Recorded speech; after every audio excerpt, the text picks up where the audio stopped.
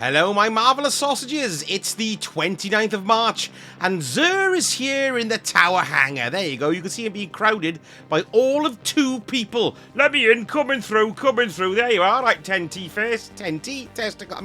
face.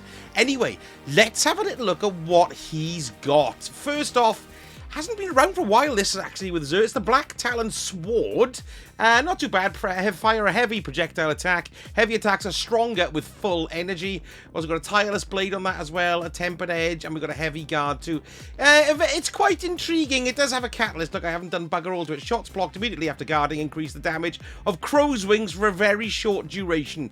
Never used this very much. Lovely to hear what you guys think of the Black Talon, because I'm not much of a sword person, although I'm getting there. Anyway, let's move on. We've got the Aon Swift here for a hunter class. Now, these look great, but basically what these are like a team focused, you know, like a support focus, because you've got different mods that you can stick in. It looks, for example, you've got the Sector Force there. Rapid precision hits with the weapon, temporarily increase your reload speed, and then stunning a champion or landing rapid precision hits on a powerful combatant will mark them. Your allies deal increased damage to mark combatants too. You've got 3 of these. You've got the Sector Vigor, and you've also got the Sector Insight as well. Let's have a look at the stats on this. 65. It's not bad, really. What have we got here? Hang on a minute. We've got... Well, it's not that great. It's not that great at all. Actually, yeah, no. They've got a spike in mobility. No, I wouldn't bother unless you desperately want them. The Antaeus wards for the Titans. While sliding, you can reflect things against gits. You get a frontal shield, you see. Very good. Awesome looking. I'm crap at sliding, so I never use that kind of thing. Good God, look at the massive wallop in mobility there, which is kind of what you don't want on a Titan. You want it in resilience, which is titchy. Nice spike in discipline, though. 68's a good amount too. That's a shame it's not in the right place. It always seems to be the way with the Titans. They seem to get mobility at the moment. Contraverse holds that I've just bought again. Why do I do that all the time? Resist incoming damage while charging your Void Grenade, and charge Void Grenades return Grenade energy on a hit. These are great. If you haven't got a pair of these are great. Let's have a look at the stats. It's a 64, so it's kind of right at the bottom end where you want it to be. You'd rather a bigger spike in discipline as well, and you'd like that mobility and recovery. So it's not fantastic, but still better than what you pull out of collections. Now, going to the weapons, there's some nice ones here this week. The general standard is way up there for a change, which is quite nice. But first of all, we go to the... I bought that as well! I don't know what's going on with me. I think I got hit over the head with the steel. It's playing too much Dragon's Dogma. I love it. False Promises. It's an auto rifle. It's kinetic, high impact frame as well. This has got swashbuckler and dynamic sway reduction, high caliber rounds, light mag, full bore, and arrowhead break as well, and a stability masterwork. It's actually not a bad roll at all. Increased damage from melee kills. Well, it's not bad at all. It's got a C on Light GG, so it's a middling roll. It's not bad, but it's a pretty good kinetic pulse. I like that. We've got the Vulpecular. Vulpecular? What's wrong with me today? Vulpecular hand cannon stasis precision frame. Now then, this is a C as well. We've got harmony, shoot to loot, which is always a laugh. Accurized rounds, extended mag, small bore. And my voice is wrecked, so you'll have to excuse my malodorous small bore, and polygonal rifling as well, and handling masterwork on it too. There we go. So that's a Vulpecular. That's a C. Did I say a light GG? Not bad. Not bad. Not great. But you may like it. Now this is one of the good ones. We've got a spare rations here. Now this is an A on light GG, meaning it's very, very popular. For that's what the grades mean. The bigger the grade, the more popular it is. We've got kinetic tremors, which is actually a top perk in that column. Moving target, appended mag, armor-piercing rounds, pulling the rifling, and full bore again, and a handling masterwork. That is pretty damn good, actually. An A guaranteed. That'll be even more popular by the time Zurface boogers off, and it'll probably be an S. So let's move along, and there's another A here, the Far Future Sniper Rifle. So again, this will be an S as well, I'll wager. We've got a Frenzy, and we've got Quick Draw as well. Does that mean this is good for PvP? Probably. Accurized Rounds, Alloy Magazine, Polygonal Rifling, and Arrowhead Brake for the stability. And we've got a Stability Masterwork on it too. That's very nice. It's solar and it's adaptive frame. That's a very popular roll. It's an A, bound to be an S in popularity by the time Zerg gets stuffed. What else do we have here? Under Your Skin Combat Bow. Now, this is the worst of the week. Unfortunately, it's only got a D in popularity, but we'll have a look. We've got Adaptive Munitions, Tunnel Vision, Fiberglass Arrow, Shaft. And we've also got Natural Fletching. I was going to say something else then. High Tension String and Tactile String. And we've got an Accuracy thingy-doo-dah. What's it called? Masterwork. That's the one, yes. On that there. Not a popular roll, unfortunately, but there we go. It's quite a looker, though, I believe, yes. And I think it's also craftable. Yes, it is, and I've got the pattern. You only need 3 for that bow, though, so that might be worth doing if you're looking for a tidy little bow there. What we got, what is it again? Under Your Skin is it's void and a precision frame. So there we go. Might be good for crafting. You never know, your luck. Then we've got this, the Threaded Needle, which I absolutely bloody love.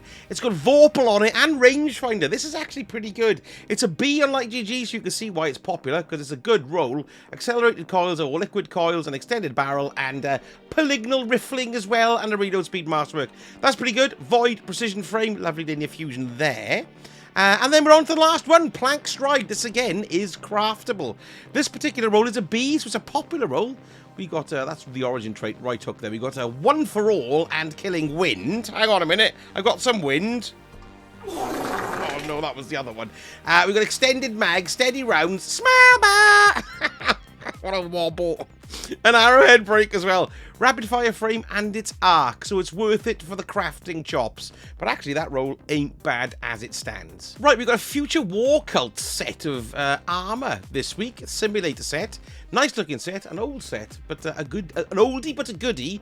Let's have a see on the stats. 64 there. Spike in mobility, nice spike in discipline there. Not a bad looking set either. I do like the Future War Cult stuff. Let's have a look at the chests, or the coat, or your dress. There we go.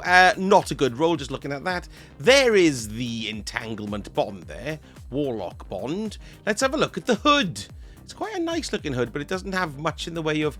It's a nice looking hood, but it's a plain looking hood, wouldn't you say? Stats wise, 64 again. Not a great roll on that, really. Not really worth buying that one for the stats. And then the legs there. Your big clown feet. And it's a 67, which is good.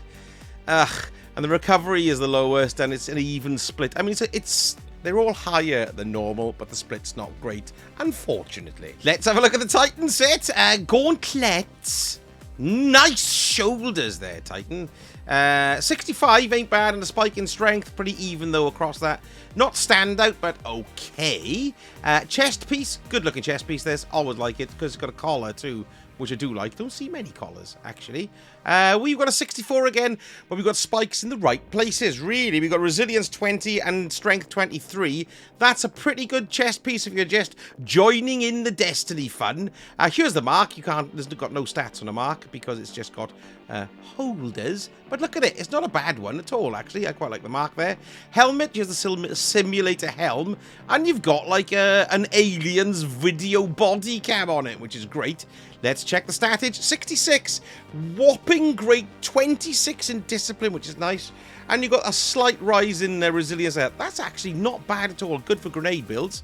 And then finally, Simulator Greaves. Let's have a look at those. That's a 62er, and they're okay. Nice looking, though. Probably good for transmogrification. And Hunter set. Simulator Grips, here we come. They're quite nice looking on the Hunter, as usual. I always like armors. I quite like the plainer, older looking ones as well. They're quite nice. 64 though. It's got a resilience thing, which is spike, which is great. Strength though, it's 64. It's not great anyway. I wouldn't really bother. Let's have a look at the vest. Nice shiny vest. 63 here. We've got a spike in mobility and in strength, which ain't bad, but the totals aren't great. You kind of want that up 68, 69 to be really good. 70 if you're incredibly lucky. But that's not great, although they are in the right place. Here's the hood. Let's have a look at that. Cloak, rather. Ooh, that looks nice, doesn't it? Yes. I rather like that. Yes, that's good.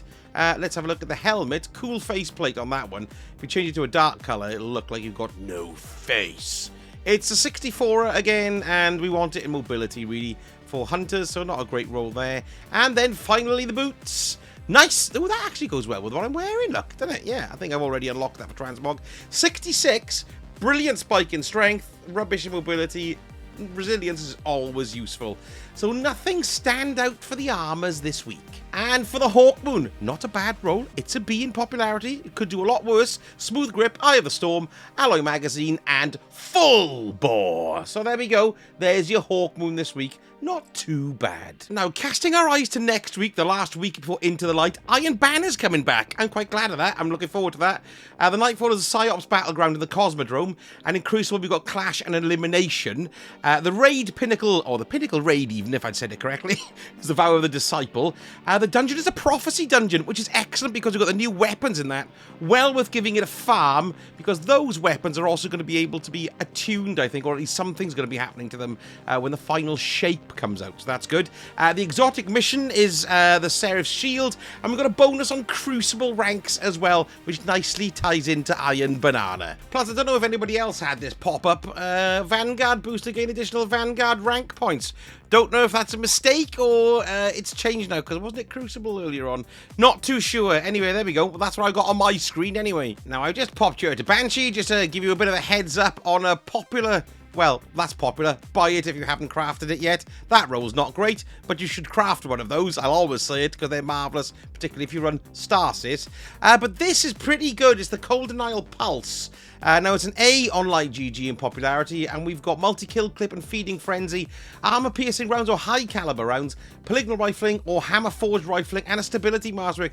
That's pretty good. High-impact frame, and it's kinetic, but it'll be gone by midnight UK time, so by my reckoning, that's about 6 hours, 20 minutes. So by the time you watch this, it's probably about 5 hours away. Anyway, just wanted to give you a heads up on that one. And casting our eye to old Saintly Poos this week. Trials won't be around next week, of course, because we've got Iron Banana.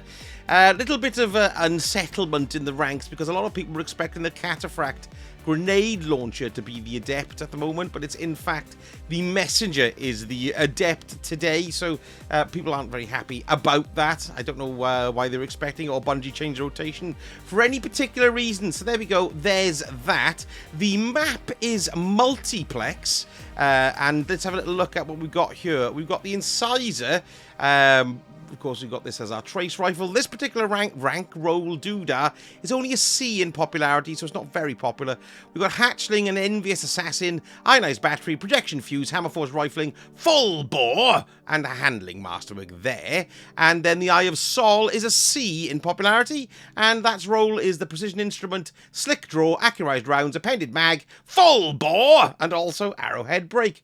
Ooh, don't forget the range masterwork. Now, if you do manage to reset your card with Saint, then the Incisors reward will change to the Cataphract. This baby here, it's explosive light, enlightened action, alloy casing, high explosive ordnance, smart drift control, or quick launch. That's a D on Light GG, not very popular. And for the replacement for the Eye of Sol, if you do the reset, we've got this, the Igneous Hammer Sandwich Hand Cannon. We've got Frenzy, Slick Draw, Ricochet Rounds, Fled Magwell. We've also got Hammerforce Rifling and Fluted Barrel. And that is a D for dump. Now, because we've got a little bit of gap with Into the Light coming up, and we might be looking to complete some other things that you haven't done. Now, I'm doing a kind of a reprise of the Witch Queen stuff, and I've started with the locations of all the chests in the Throne World. Nice video to follow if you want to go and get those. You may not have done it. Well worth getting and picking up the stuff. Gives you lots of reputation with Finch there as well. So if you're interested in that,